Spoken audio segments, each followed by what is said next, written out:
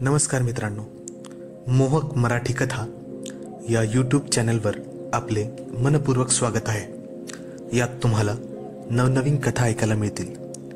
जर तुम्हाला मी सांगितलेल्या कथा आवडत असतील तर माझ्या कथांना लाईक आणि सबस्क्राईब करा आणि नवनवीन कथांचा आनंद घ्या. अनेक वर्षापूर्वी कोकणात किनारपट्टीच्या एका गावात बंडू नावाचा एक गुराखी मुलगा राहत होता. त्याचे आई वडील कोण, हा मुलगा कुठून आला, कसा आला हे कोणालाच माहीत नव्हते. गावाबाहेर राहणाऱ्या एका म्हाताऱ्या बाईने त्याला लहानाचे मोठे केले. त्या म्हातारीच्या काही गायी होत्या.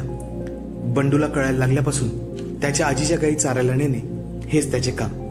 आई वडिलांचा पट्टा नसलेल्या बंडूचे वय कुणालाच माहीत नव्हते. दिसायचा तो 18-19चा. पण सगळ्या गावांचे एकमत होते की हा बंडू दिसायला खूपच देखणा होता. त्याच्या ओठावर नुकतीच मिसरूड फुटत होती. त्याचे काळेभोर अवास्तव वाढलेले लांब सडक केस त्याच्या देखण्या चेहऱ्याला अगदी शोभून दिसत होते. दिवसभराच्या मेहनतीने त्याचा मूळचा मजबूत बांधा अजूनच कणखर होऊन हातपाय चांगले मजबूत व छाती पिळदार झाली होती. सतत उन्हात राहिल्याने त्याचा चेहरा व अंग राबलेले होते. तरी मुळात त्याचा गौरवर्ण काही लपत नसे. त्या काळातल्या रिवाजानुसार कमरेला लंगोटी व वरती आखूड उघडी बंडी घालून त्याच्या डौलदार चालीने कधी काळी बंडू गावात एटीत फिरायला जाई तेव्हा सर्वांचे लक्ष वेधून घेई. गावातल्या मुली, लग्न झालेल्या तरण्या बायका, मध्यमवयीन बायका, इतकेच काय म्हाताऱ्या कोत्याराही बंडूकडे वळून पाही. विशेषतः त्याच्या लंगोटाकडे. निरक्षर निरागस बंडूला मात्र त्याचा काहीच पत्ता नव्हता. असता तरी त्याला त्यातले काहीच कळायचे नाही, इतका तो निरागस होता. बंडूच्या गावात एका सरदाराचे राज्य होते. राज्य म्हणजे काय, एक पाण्यात बांधलेला समुद्री किल्ला होता व त्याच्या आजूबाजूची मुठभर गावे इतपत त्या सरदाराचे राज्य होते. हा सरदार एक तुर्कस्तानी हबशी होता. तुर्कस्तानातून आलेल्या एका मंगोल सरदाराच्या मोहिमेसाठी तो कोकणात उतरला व मोक्याच्या जागेवर एक अभेद्य किल्ला बांधून आजूबाजूच्या रयतेवर राज्य करू लागला. आणि एक दिवस तो या पूर्ण गावाचा सरदार झाला. सध्या सरदाराच्या बापाने ब्रिटिश सैन्याला मराठ्याच्या विरुद्ध मोहिमेत मदत केली होती, म्हणून तो ब्रिटिशांचा मित्र झाला होता व आणखी 2-4 गावे त्याच्या राज्यात जोडून तो सरदार बनून राहिला. सरदाराच्या मृत्यूनंतर या सरदाराचा धाकटा भाऊ राज्य करू लागला होता. मोगलांच्या रिवाजाप्रमाणे या सरदाराचा मोठा जनानखाना होता. मोठ्या सरदाराच्या 2 राणी व नवीन सरदाराच्या 2 अशा 4 राणी त्या जनानखान्यावर राज्य करत. या जनानखान्याला सुरक्षा देत होते त्या सरदाराच्या खास मर्जीतले हबशी म्हणजे हिजडे. हे छक्के खास आफ्रिकेतून आणलेले असत. अतिशय क्रूर व पाताळ यंत्री असलेले हे तृतीयपंथी सरदाराच्या अय्याशीची काळजी घेत व जनानखान्याची सुद्धा. त्यांना सर्वत्र संचार करायची परवानगी असायची. सर्वत्र फिरायची परवानगी असल्याने आतल्या गोट्यातल्या अनेक बातम्या त्यांना माहिती असल्यामुळे राण्या तर त्यांना घाबरायच्याच, पण ते सरदारालाही मुठीत ठेवून असत. त्यांच्या क्रूरतेच्या अनेक आख्यायिकांमुळे गावातले लोक तर त्यांना फारच घाबरून असत. सरदारांच्या सर्वात धाकट्या राणीने तिच्या जनानखान्याच्या प्रमुख हिजड्याला गावातून एक मुलगा जनानखान्याच्या कामासाठी धरून आणण्याची आज्ञा दिली. तो हबशी हिजडा शोध करत गावोगावी फिरत शेवटी बंडूच्या गावात आला. सायंकाळ झाली होती. अंधार पडायला लागला होता. बंडू आपल्या गायींना घेऊन रमत गमत घराला परतला होता. त्याच्या ज्ञानीमनी नसताना अचानक तो काळा हबशी त्याच्या समोर उभा राहिला. त्याने एका झटक्यात बंडूची मानगोटी पकडली व एका फडक्याने त्याच्या मुसक्या बांधल्या. बंडूला त्याने त्याच्या शक्तिशाली हातात उचलून घेतले व त्याच्या घोड्यावर घालून हातपायी बांधून टाकले व घोड्याला टाच दिली. भीतीने थरथर कापणारा बंडू बिचारा काहीच प्रतिकार करू शकला नाही. संध्याकाळच्या वेळी आजूबाजूला कुणीच नव्हते बंडूला मदत करायला. तो हिजडा बंडूला घोड्यावर घालून सरळ सरदाराच्या किल्ल्यावर दाखल झाला. त्याला कुठेही संचारायला परवानगी असल्याने, अगदी जनानखान्यातही त्याला मज्जाव नसल्याने तो तडक छोट्या राणीच्या महालात दाखल झाला. राणीच्या दासीकडे बंडूचे गाठडे त्याने हवाली केले व तो निघून गेला. ती दासी डोळे बांधलेल्या बंडूला धाकट्या राणीच्या आतल्या एका गुप्त खोलीत घेऊन गेली. गुप्त महालाचे दार बंद करून त्या दासीने बंडूचे हातपाय सोडले. त्याच्या तोंडावर, त्याच्या चेहऱ्यावर तोंड व डोळे बांधलेला रुमाल काढला. तसे भेदरलेल्या घाबरलेल्या बंडूचा देखणा चेहरा तिच्या नजरेला आला. बंडूच्या नजरेस राणीच्या त्या 3 दासा पडल्या. त्या त्याच्याकडे उत्सुकतेने पाहत त्याला दिसल्या. त्या त्याला तिन्ही दिशेने न्याहाळत होत्या. त्यातल्या एका दासीने फिदी हसत त्याच्या शरीरावर हात फिरवायला सुरुवात केली व अचानक त्याची चुंबन घेऊ लागली. पण दुसऱ्या दासीने तिला दटवले व राणीसाहेबांच्या गुस्स्याची आठवण करून दिली. तशी ती बंडूपासून नाईलाजाने दूर झाली. त्याला त्या कोठडीत एका बाजूला ठेवून बाहेरून कडी घालून त्या सगळ्या राणीला बातमीदार निघून गेल्या. ही धाकटी राणी इराणची होती व फक्त 20 वर्षांची होती. अतिशय सुंदर असलेली ही राणी सरदाराची सगळ्यात लाडकी राणी होती. तिचा सरदाराशी निकाह होऊन 4-5 वर्षे झाली होती. सरदाराच्या 4 राणी व बाहेरची लफडी यामुळे तो हल्ली या राणीच्या वाटेला जेमतेम 10-15 दिवसातून 1 दिवस यायचा. बाकीच्यांना तर त्याचे दर्शन 1-2 महिने होत नसे. तरुण राणी उंच व उफाट्याच्या बांध्याची होती. सरदार हल्ली तिला बिछाण्यात समाधान देऊ शकत नसे. त्यामुळे मूळची अतिशय कामुक असलेल्या त्या स्त्रीच्या मनाची व शरीराची तगमग होत होती. आजूबाजूच्या महालात तिने नीट पाहिले तेव्हा तिच्या लक्षात आले की सगळ्या राण्यांनी तरुण मुले गुप्तपणे कामाला ठेवले आहे. प्रत्येक राणीने हिजड्यांच्या मदतीने आपली आपली सोय करून घेतली होती. या राणीनेही मग प्रमुख हिजड्याच्या मदतीने तिचा कट रचला होता. ती तिच्या महालात बसून दासी काय बातमी देते याची 2 दिवसापासून वाट पाहत होती. इतका उशीर झाला म्हणून ती खरं तर चिडलेली होती. तिने नजरेने आज काय झाले असा प्रश्न केला. पण हसत आलेल्या दासींना पाहून तिला त्यांनी न सांगताच तिचे उत्तर तिला मिळाले होते. तिची आवडती दासी त्या मुलाच्या सुंदरतेचे रसभरीत वर्णन करू लागताच राणीच्या तोंडावर हास्य उमटले. तिची छाती जोरजोरात धडधडायला लागली. तिची गोरी काया आरक्त झाली. दासीने तिला जेव्हा सांगितले की तो बिचारा मुलगा किती देखणा व फारच भोळा बाबडा आहे, तसेच त्याचे कौमार्यही अजून आबाधित असावे असे तिला वाटते. हे ऐकून राणीत एक प्रवाह संचारला होता. ते त्या चाणाक्ष दासीच्या नजरेतून सुटले नाही. त्या राणीने दासीला फरमावले, जा त्या मुलाला माझ्याकडे घेऊन या. त्याला आणल्यावर लगेच त्याच्यासाठी चांगले जेवण घेऊन ये. त्या बिचाऱ्याला भूक लागली असेल. ती मुख्य दासी त्या मुलाला आणायला त्या गुप्त दालनात परत गेली. दार उघडत तिने कडी लावून घेतली. बंडू बिचारा एका कोपऱ्यात बसून गुडघ्यात खाली मान घालून रडत होता. त्या दासीला आलेले पाहून तो बेदरून तिच्याकडे पाहू लागला. मुख्य दासी पुढे झाली. तिने बंडूला जवळ घेतला व त्याच्या चेहऱ्यावरून वाहणारे अश्रू पुसले. हे बघ मुला, तू घाबरू नकोस. तुझे ते भिकारडे दिवस आता संपले. छोट्या राणीने तुला आपला गुलाम बनवायचे ठरवले आहे. तुला तिची सेवा करायला मिळेल. तुला पैसा अडका कसलीच कमतरता भासणार नाही. तुला फक्त तिच्याशी व आमच्याशी नीट वागायला व आमचे ऐकायला लागेल. तसेच इथे काय चालते याची वाच्यता तू कुठे केली नाहीस तर तुझा इथे व्यवस्थित निभाव लागेल. बंडूने त्या दासीच्या ऐकून मान डोलावली. आता इथून जिवंतपणी सुटका नाही हे समजण्या इतकी अक्कल त्याला आली होती. नाही ऐकले तर एकतर हे लोक आपल्याला मारून टाकतील किंवा त्यांच्या काळ कोठडीत कितपत राहायला लागेल हेही त्याला कळत होते. दासीने इशारा करून त्याला तिच्या मागे यायला सांगितले. बंडू आज्ञाधारकासारखा तिच्या मागून एका अरुंद अंधाऱ्या बोळातून निमूटपणे चालू लागला. त्या बोळातून एक दालन पुढे आले आणि तिथे अनेक पलिते पेटवले होते. त्या उजेडात तिथले वैभव त्याला दिसत होते. त्याने आयुष्यात प्रथमच अतिशय ऐशा आरामासाठी बनवलेले ते दालन पाहून तो अगदी चकित झाला होता. त्यात कोणीच नव्हते. दासीने त्याला राणीच्या अंतपुरात नेले व दार लावून घेतले. राणीचे शयनायन बाहेरच्या दालनापेक्षा कितीतरी पट आलिशान होते. त्याच्याकडे पाहून तर बंडूची नजरच फिरली. पण त्याची राणीकडे पाहताना फारच वाईट स्थिती झाली. बंडू राणीकडे विस्मयाने पाहत राहिला. असे सौंदर्य त्याने त्याच्या छोट्या आयुष्यात कधीच पाहिले नव्हते. त्याच्या समोर एका मडमेसारखी गोरी उंच पाण, अतिशय सुंदर चेहऱ्याची, लांब पिंगट केस सोडलेली, रेशमी भरजरी वस्त्रांनी लालेली, दागिन्यांनी मढलेली एक रुबाबदार विशीतली तरुण स्त्री उभी होती. त्याने त्याच्या गावात एका गोऱ्या साहेबासोबत त्याची गोरी मॅडम एकदा पाहिली होती. पण त्याच्या समोरची स्त्री त्या स्त्रीपेक्षा कितीतरी पटीने सुंदर होती.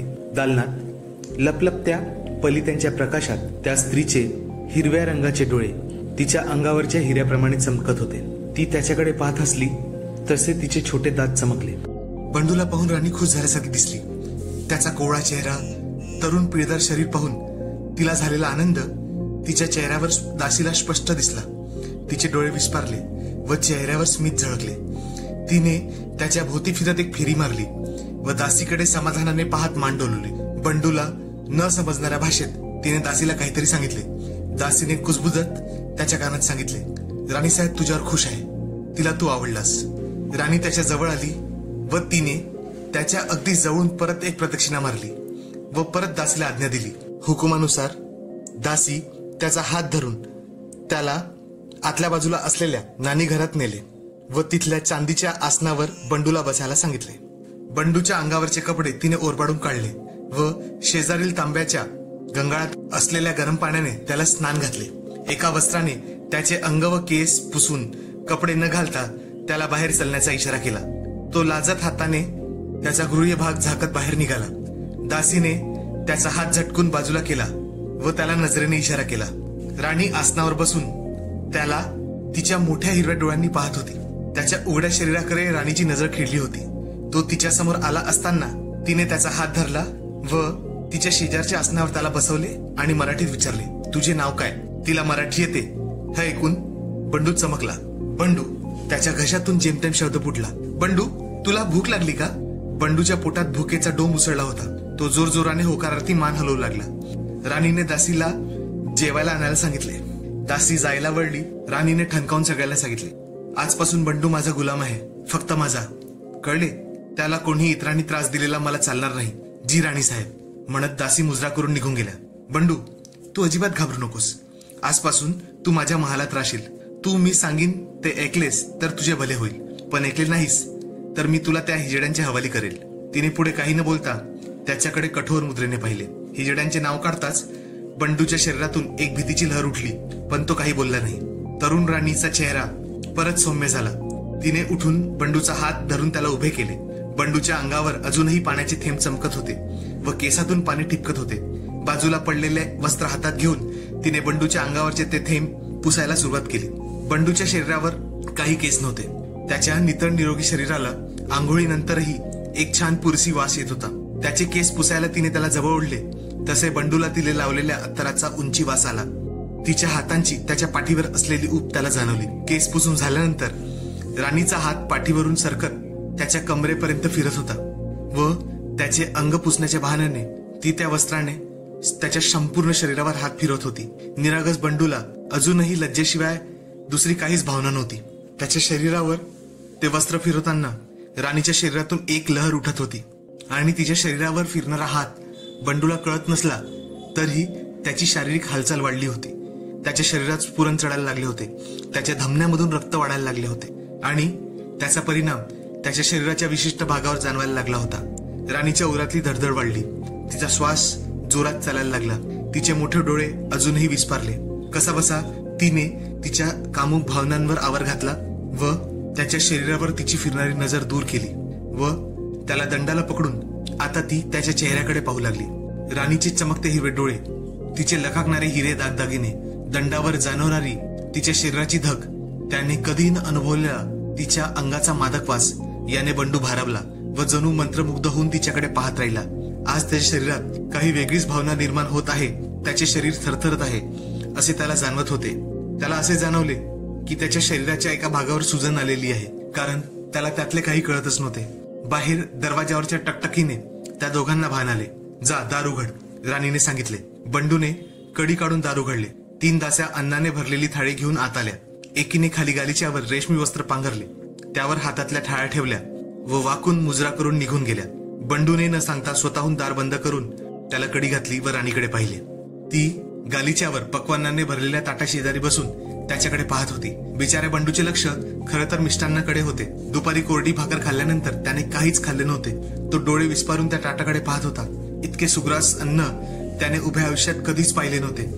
गावात कधी काळी लग्नात कोणाकडे जेवलेला लाडू आणि जिलेबीचे जेवण, कधी काळी त्याला मिळालेले माशाचे कालवण, या पलीकडे जेवणाविषयी त्याने कोणतीच गूढ कल्पना केली नव्हती.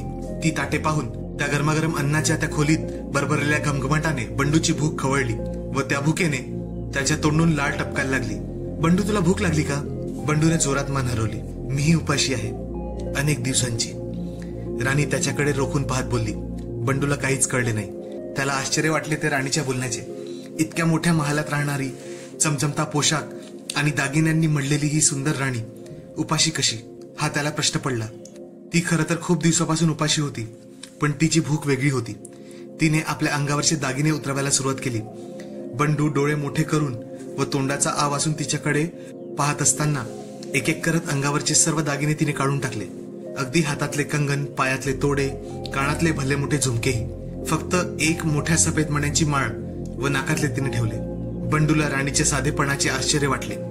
राणीने त्याच्याकडे पाहून इशारा केला व त्याला तिच्या कोमल मांडीवर बसायला सांगितले. तरुण राणीने तिचे पाय जवळ घेऊन तिने मांडी घातली.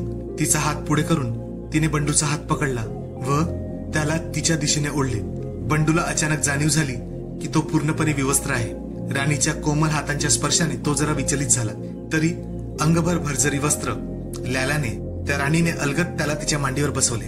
बंडू तिच्या दयाळू स्वभावावर जाम खुश झाला होता. आज या महालातले पहिले जेवण मी तुला भरवते, असे बोलत तिने ताटातल्या कबाबाचा तुकडा बंडूच्या तोंडात भरवला. नानचा एक तुकडा मटण कुर्म्याच्या वाडग्यात घालून तिने त्या सुग्रास अन्नाचे घास बंडूला भरवणे चालू केले. बंडू बकाबक खाऊ लागला. राणी त्याच्याकडे कौतुकाने पाहत त्याला भरवत होती. वेगवेगळ्या ताटातील वेगवेगळे पदार्थ खात बंडू अगदी मनापासून जेवत होता. मध्येच त्याच्या लक्षात आले की ही स्त्री उपाशी असून सुद्धा काही का खात नाही. त्याने तिला बिर्याणीचा घास भरवण्याचा प्रयत्न केला, पण तिने त्याचा हात पलटून तो उलटा करून त्यालाच भरवला. बंडूला काहीच समजेना. जास्त विचार न करता तो खात राहिला. मध्येच त्याला तहान लागली. समोर 2-3 पेले होते, पण त्यात काहीच नव्हते.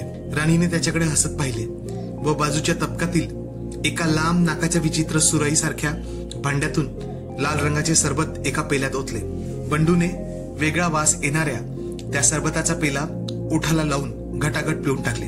त्याचे खाणे पिणे सुरू असताना राणी त्या कष्टकरी तरुण मुलाच्या अंगाला येणारा वास त्याच्या पाठीला नाक लावून तिच्या छातीत भरून घेत होती. तरुण व निरोगी पुरुषी शरीराचा गंध तिला नवीन होता. तिच्या नकळत ती त्याच्या पिळदार अंगावरून हात फिरवू लागली. त्याच्या तजेलदार सावळ्या शरीरावर डोके आणि थोडीशी दाढी मिशी सोडली तर एकही केस नव्हते. मिसरूड आणि दाढीही जरा कोवळे कोवळेच फुटले होते. आता त्याच्या शरीरावर केसांची काळी लव फुटायला लागली होती, खास करून त्याच्या कमरेखालच्या भागाकडे. काळ्या कुळकुळीत सरदाराचे काळे आणि केसार शरीर, दाढी मिशाच्या जंगलात हरवलेल्या व त्याच्या अजूनच कुरूप दिसणाऱ्या त्याच्या चेहऱ्याला पाहायची सवय झालेली राणी बंडूच्या त्या अनोख्या शरीराच्या दर्शनाने व त्याच्या शरीराच्या स्पर्शाने हुरकून गेली होती. सरदाराच्या अंगाला येणाऱ्या मदिरा, गांजा व अफिमेच्या सतत सेवनाने त्याच्या कपड्याला येणारा उग्रवास उंची अत्तरानेही कधी लपत नसे. सरदाराच्या तोंडाला येणारा दुर्गंध तर तिच्या माथी नेहमी शूळ उत्पन्न करायला कारणीभूत होत असे व तो कधी तिच्या अंगावरून दूर होऊन इथून निघून जाईल असे तिला होई. कोवळ्या बंडूच्या तारुण्याचा व निरागसतेचा हा तिच्यासाठी वेगळा व नवीन अनुभव घेत राणी अगदी खुश होऊन गेली होती. तिने न राहून वाकून खाली तोबरा भरलेल्या त्याच्या गालाचे चुंबन घेऊन घेतले. तिच्या मुख्य दासीने दिलेला सल्ला तिने ऐकला व या तरुणाला महालात हजर केले. याबद्दल ती त्या दासीला मनात धन्यवाद देत आपल्या ईश्वराचे आभार मानू लागली. बंडू अजूनही जेवणात मग्न होता. राणीने त्याच्या चेहरा, गळा, छाती, दंड कुरवाळत त्याच्या काखेत तिने तिचे लांब नाक नेऊन त्याच्या घामाच्या वासाने आपली छाती भरून घेतली. त्या वासानेच ती उत्तेजित झाली होती. तिचा हात त्याच्या रुंद छातीवर फिरत होता. अजूनही कोवळा असून दिवसभर मेहनत करणाऱ्या बंडूची छाती चांगलीच रुंद होती. मसालेदार खाण्याने बंडूच्या अंगाला किंचित घाम येत होता, पण त्याच्या घामाचा ताजा वास परत परत राणी छातीत भरून घेत होती. त्या उत्तेजनेने तिच्या छातीत होणारी धडधड वाढत होती. तिचा हात बंडूच्या सपाट पोटावर फिरू लागला आणि परत सरपटायला लागला. विवस्त्र बंडू मनमोकळेपणाने तिच्या मांडीत बसला होता. राणीचे शरीर त्याला मागून पूर्णपणे खेटून होते. त्याची ऊब त्याला पाठीवर जाणवायला लागली होती. त्याच्या शरीरावर फिरणारे हात त्याला चमकवत होते. तिच्या सळसळणाऱ्या हातांमुळे बंडूच्या छातीत कसे कसेच झाले. मांड्यांच्या बेचकात शरीरातले सगळे रक्त उसरले की काय असे त्याला वाटत होते. म्हणून त्याने स्वतःकडे पाहिले तर त्याच्या शरीरावर विश्वास होत नव्हता. त्याच्या शरीरात काय बदल झालेला आहे हे त्याला कळत नव्हते, कारण हे सगळे त्यासोबत पहिल्यांदाच होत होते. त्याला त्याचीच लाज वाटली. त्याने स्वतःचे शरीर व मांड्या आवळून स्वतःला सावरण्याचा प्रयत्न केला. बिचारी राणी इतक्या प्रेमाने आपल्याला जेव खाऊ घालत आहे, आपले लाड करत आपल्याला कुरवाळत आहे आणि त्याच्या शरीरात असे बदल होत आहे जे पाहून राणीला काही चुकीचे वाटले तर काय होईल याची त्याला चिंता पडली होती. त्याला तिचा गरम झालेला श्वास त्याच्या मानेवर व पाठीवर जाणवत होता. ती मध्येच त्याच्या कानांना चावा घेत होती. तिच्या स्पर्शातली ऊब त्याला त्याच्या शरीरावर जाणवत होती. त्याच्या शरीरात आणि धमन्यात झळाळून रक्त वाहत आहे असे त्याला वाटत होते व तो आपले शरीर आवळून घेत स्वतःला आणखी झाकून घेण्याचा प्रयत्न करत होता. वयाच्या मानाने त्याच्या शरीरात झालेला बदल राणीच्या नजरेत तिला खुश करणारा होता. तिच्याही शरीरातून वाफा निघत होत्या. बंडूचे जेवण संपले होते. तिने त्याला जोरात मिठीत घेऊन त्याच्या गालाचे चुंबन घेतले व त्याला तिच्या मांडीपासून दूर केले. बंडू तिच्या वात्सल्याने अगदी भारावून गेला, पण त्याला एकच भीती होती की त्याच्या शरीरात झालेल्या बदलामुळे आता काय होईल. कारण जे काही होत होते ते त्याला आवरता येत नव्हते आणि सगळे आवाक्याबाहेर जात होते. त्याला आणखीन एक आश्चर्य वाटले की ज्या गोष्टीची आपल्याला भीती वाटत आहे पण राणीला सुद्धा ते जाणवले असेल, पण ती आतापर्यंत आपल्याला काहीच का बोलली नाही. जेवण झाल्याचे बघत तिने एका हाताने त्याच्या हातावर पाणी ओतले व तिच्या शरीरावरचे वस्त्र घेऊन त्याचे हात व चेहरा पुसला. असे करताना ती खाली वाकली तर बंडूची नजर राणीकडे गेली. अंगावरचा रेशमी रुमाल दूर झाल्याने तिच्या शरीराची यौवन लकीर त्याला भरघोसपणे दिसत होती. त्याने आपल्या आजीच्या उघड्या शरीराला अनेकदा आंघोळ करताना पाहिले होते, पण त्याने तरुण मुलीकडे पहिल्यांदाच असे पाहिले होते. त्यामुळे तिच्या शरीरात असे काय आहे हे त्याला कळत नव्हते. त्याने राणीने दिलेल्या वस्त्राने आपला हात व चेहरा पुसला. तू तोंड नीट धुतले का? तुझ्या तोंडाला वास येते का पाहू? राणीने असे विचारत त्याच्या उत्तराची वाट न पाहत त्याच्या तोंडावर तिचे ओठ नेत त्याच्या ओठावर आपले लांब नाक फिरवत तिने त्याचे चुंबन घेतले. त्याने समाधान न होता ती परत आपले तोंड त्याच्या तोंडावर फिरवून प्रगाढ चुंबन घेऊ लागली. बंडूला तिच्या या कृतीने जरा गुदमरल्यासारखे वाटले, पण त्याला ते आवडले. अजूनही ती काय करते आहे हे न उमजून तो अलिप्तपणे तिला हवे तसे करू देत होता. अखेर ती राणी होती आणि त्याची अन्नदात्री होती, पण इतक्याशा श्रमाने राणी मात्र दमल्यासारखी धापा टाकत होती याचे त्याला हसू आले. जा, दार उघड आणि माझ्या दासींना बोलव. तिने त्याला फरमान देत तो चपळाईने तिच्यापासून दूर गेला व आपले शरीर सावरत त्याने दार उघडले. मागच्याच 3 दासी बाहेर उभा होता. त्याने दार उघडताच लगबगीने त्या त्याच्याकडे पाहत आत आल्या. तसे त्याच्या हातात असलेले राणीचे उपरणे त्याने पोटाशी धरत आपले शरीर झाकले. 2 दासी गालीच्या वरच्या उष्टी ताटे व भांडी उचलून घेऊन गेल्या. फक्त सरबताचे चषक व सुराई त्यांनी तिथेच सोडली. राणीची ती खास दासी राणीच्या जवळ येऊन उभी होती. राणीने तिला थांबण्याचा इशारा केला. राणीने वळून बंडूकडे बघितले. राणीला काय सांगायचे आहे हे उमजून बंडूने पटकन दार लावले व कडी घातली. त्या राणीने परत पाहिले. ती दासी कानात काहीतरी सांगत होती व दासी ओठावर मिश्किल भाव आणत त्याच्याकडे पाहत मान डोलत होती. ओठातून फुटू पाहणारे हसू आवरत तिने परत आपली मान डोलवली. बंडू बुचकळ्यात पडला. राणी त्याच्याबद्दल काहीतरी सांगत होती हे त्याला कळत होते, पण काय? आता किती गरम होत आहे नाही का? राणीच्या बोलण्याने दासीने जोरजोरात मान हलवून सहमती दिली. चल, माझी वस्त्र उतरव, मला घाम यायला लागला आहे, राणीने फरमावले. असे ऐकताच दासीचे डोळे चमकले व ती न राहून खिदळली. हसू आवरत ती राणीच्या जवळ गेली. तिने राणीचे भरजरी वस्त्र एक एक करत उतरवू लागली. प्रथम तिने राणीच्या वरच्या झग्याच्या समोरच्या बाजूला असलेले बंद सोडले व तिच्या डोक्यावरून तो तिचा ऐसपैस जगा काढून टाकला. बंडूचे डोळे अजूनही मोठे झाले होते. ही राणी अजीबच आहे. बाप्या ह्या दालनात असताना ती माझ्यासमोर असे काय करते आहे असा तो विचार करत होता. त्याच्या उभ्या आयुष्यात त्या राणी इतके सौंदर्य त्याने कधीच पाहिले नव्हते. पहिल्याच भेटीत त्या सौंदर्यवतीने त्याला मांडीत बसवून घेतले आणि ती तिचे सौंदर्यही त्याला दाखवायला निघाली आहे याचे त्याला भारीच अप्रूप वाटले. त्याला जाणवले की त्याच्या शरीरातही काहीतरी उष्णता जाणवत आहे. त्याला घाम यायला लागलाय. म्हणजेच राणीलाही घाम येतोय ते खरे आहे. आता पुढे काय होणार या हुरहुरीने, आता काय पाहायला मिळणार या अनामिक संवेदनेने त्याचे शरीर थरथरू लागले. राणीचे कपडे हळूहळू कमी होऊ लागले.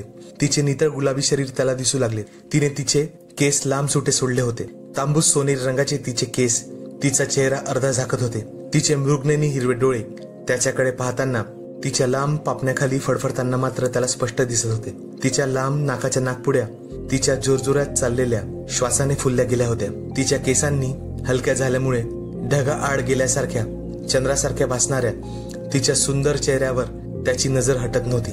तिचे लाल चुटूक थरथरणारे ओठ त्याच्या काळजातली धडधड वाढवत होते.